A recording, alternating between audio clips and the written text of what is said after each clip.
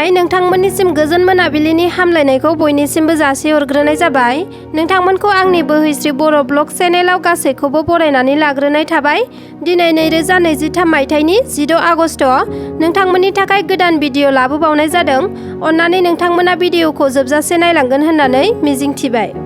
कामरुप जिल्लानि सिङाव थानाय रंगिया ओनसोलाव सासे आइजो आरो बिनि फिसाजोनि गोथै सहनि आलादा आलादा अंगफोरखौ माखासे जायगानिफ्राय बोखांनो हादों।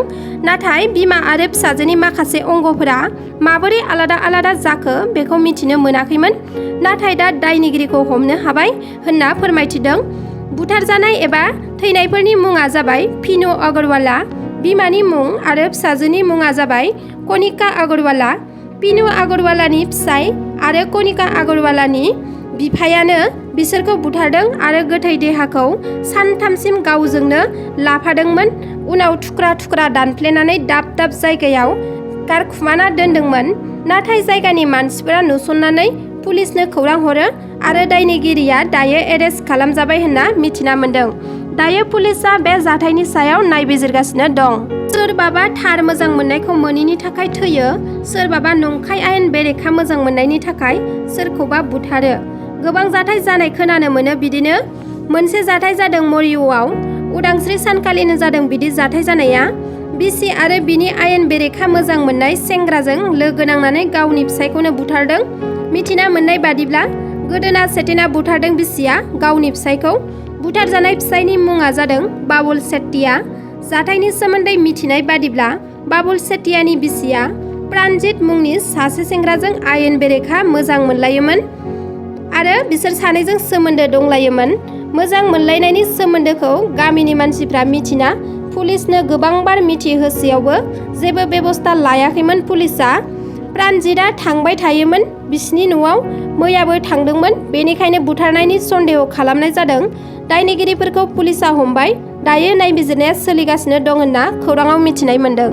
मोजां मोनलायनायखौ लानानै सासे सिख्लाया गोदोनायाव दौलें लानानै गावनि जिउखौ गावनो फोजोबनानै लादों।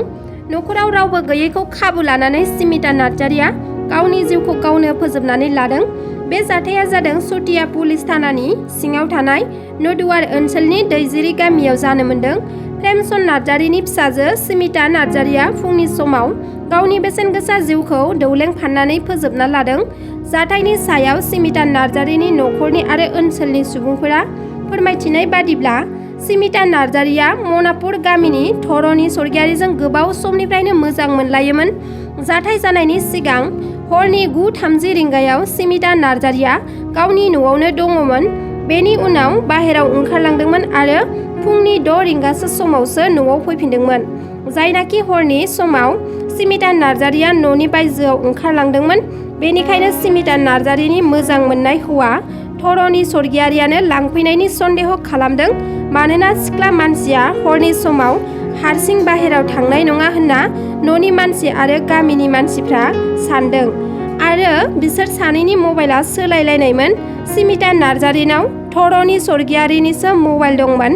बेनिखायनो हरनि समाव सानैजों लोगो हमलायनायनि सन्देह खालामदों ओनसोलनि सुबुंफोरा।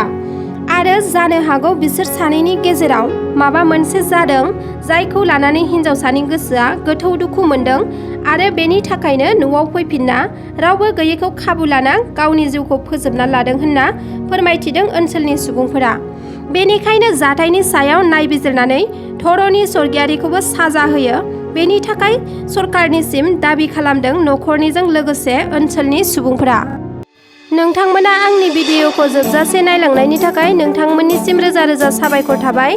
आरो नोंथांमोना जुदि आंनि भिडिअखौ नायनानै मोजां मोनोब्ला लाइक, शेयार, साबस्क्राइब खालामनानै हो, जाहाथे आंनि गोसोआ गोदान गोदान भिडिअनि आपडेट लाबोबाय थानो हानायनि।